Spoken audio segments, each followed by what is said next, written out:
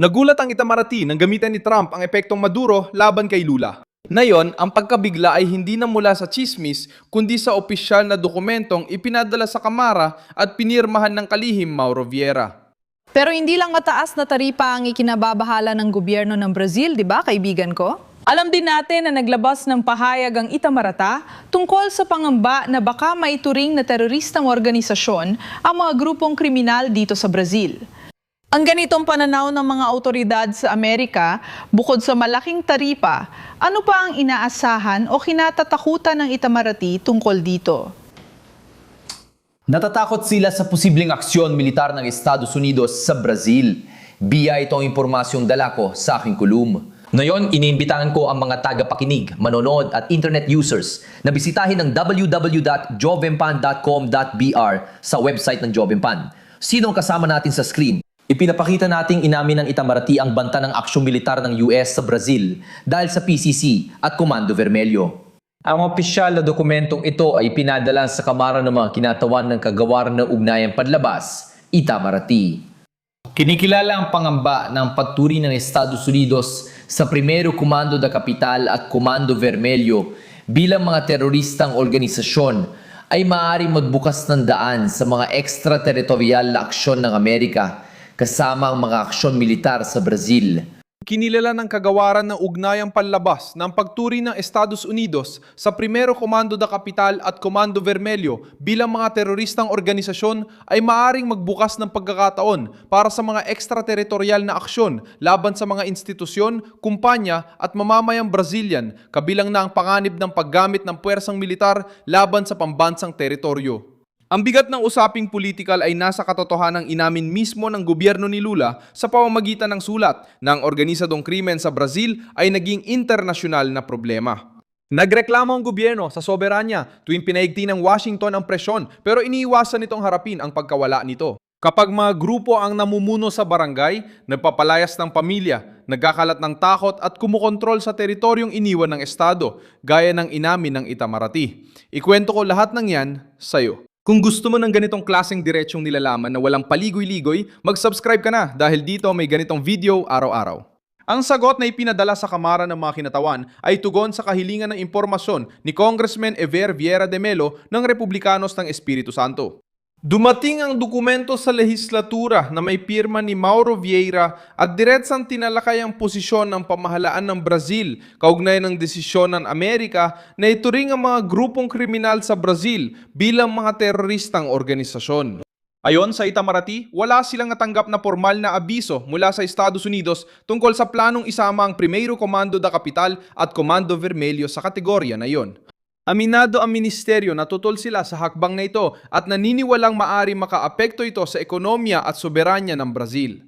Sa kulong namin sa Jovempan, pinapakita namin ang buong dokumento at ang binabanggit na bahagi. Eksakto ang takot na ito mula kay Mauro Vieira, ang kalihim ng Ugnayang Panlabas ng Brazil na lumagda sa dokumentong ito at nagpadala nito sa Kamara ng mga kinatawan. Ayon sa kanya, ang tekstong ito ay tunay na nagpapakita ng mas direktang pahayag ng gobyerno ni Lula tungkol sa mga panganib ng unilateral na hakbang na kamakailan lang ay inihayag ng White House sa Washington. At ang lahat ng kontrobersyang ito ay matagal na naming sinusubaybayan dito sa pamamahayag ng Jovempan. Matagal na ako naguulat sa ating programa nito mga buwan, inilalahad ang mga kaganapan. Pati mga taga-Brazil na konektado sa pamahalaan ng Amerika at mismong Departamento ng Estado na pinamumuluan ni Marco Rubio. Tungkol sa sitwasyong ito, ilang buwan na kami sa pamamahayan ng Jovempan ay nauna nang natukoy ang posibilidad na ito. Itinuro ang posibilidad na ito at matagal na naming pinag-uusapan ang isyong ito. Sa tuwing nangyayari ito, palagi may pagtanggi mula sa pamahalaan ng Brazil na maari mangyari ito.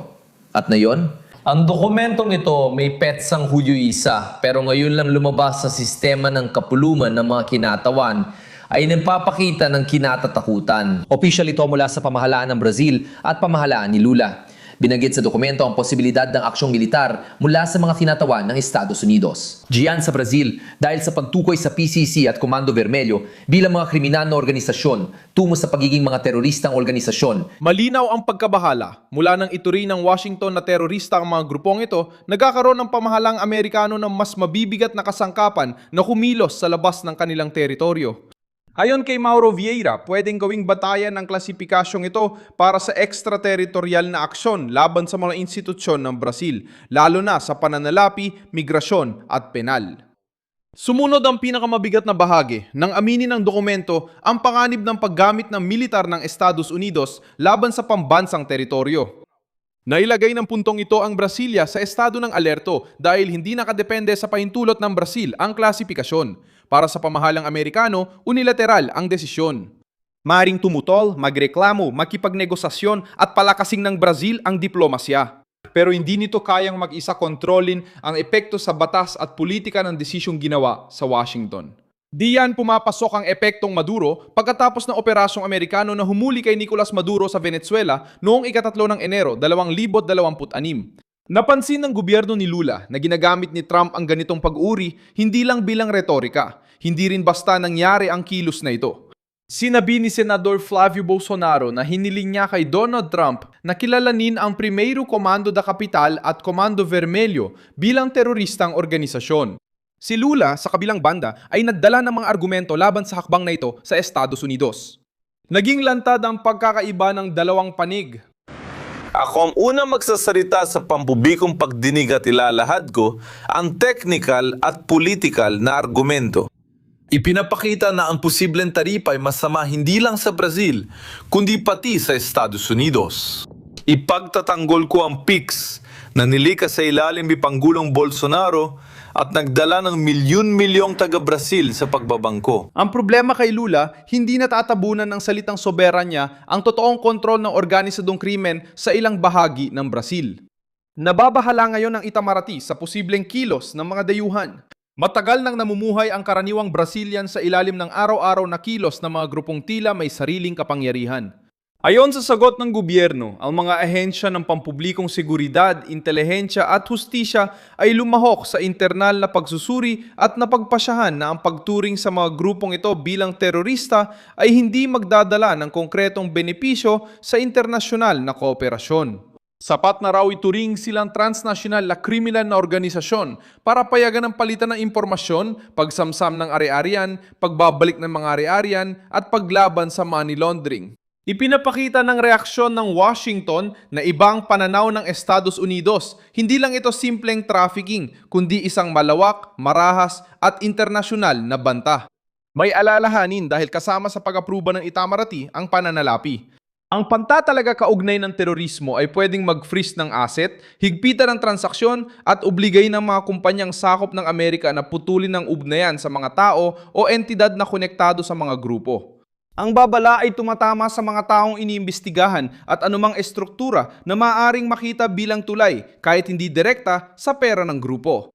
Ang krimen na dati malayo sa kalakalan sa labas ng bansa ay ngayon banta na sa mga sektor sa kabuuan. Ang koordinasyon sa Washington ay umusad sa ibang paraan. Kasabay nito, hiniling ni Paulo Figueiredo, kaalyado ni Eduardo Bolsonaro sa US, sa gobyerno ni Trump na suspindihin ang malawakang pataw na taripa sa mga inaangkat mula Brazil. Ilipat ang pressure para sa individual na parusa laban sa mga ministro ng federal na kataas-taasang hukuman gamit ang batas Magnitsky. Simple ang lohika, ang pangkalahatang taripa ay tumatama sa mga producer ng Brazil at mamimiling Amerikano.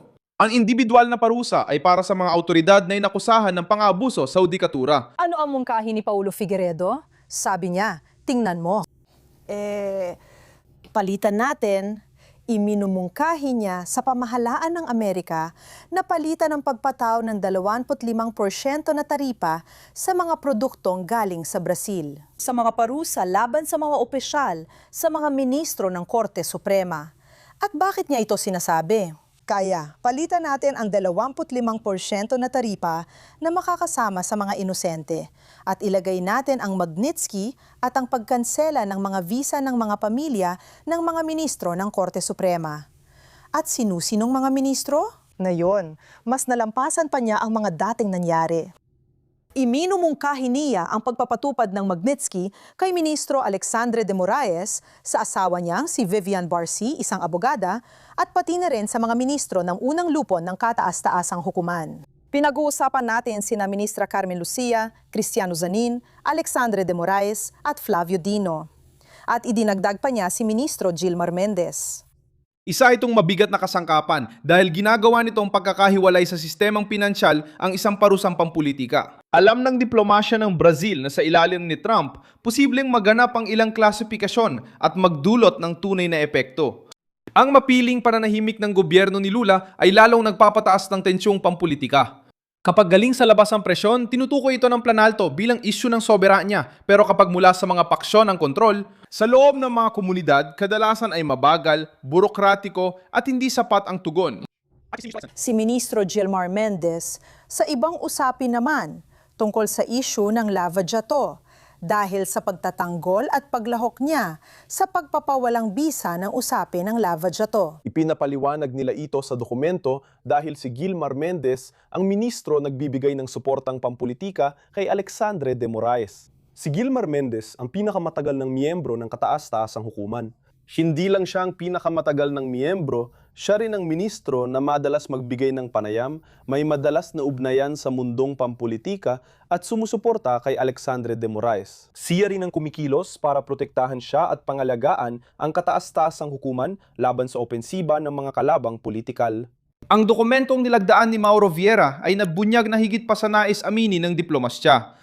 Ang pag-aalala ay hindi lang kay Trump. Ang pag-aalala ay sa katotohanang nawalan ng kontrol ang Brazil sa bahagi ng sarili nitong realidad. Ngayon, ginagamit ng dayuhang kapangyarihan ang butas na ito para bigyang katwiran ang panggigipit nila.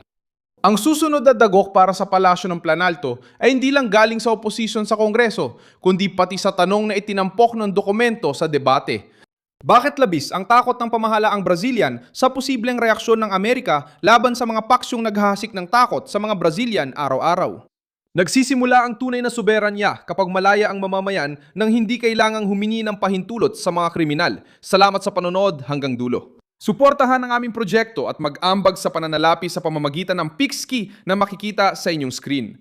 Kami ay independenteng channel na nagbibigay ng tamang impormasyon. Ang inyong ambag ay tumutulong sa aming pagpapatuloy.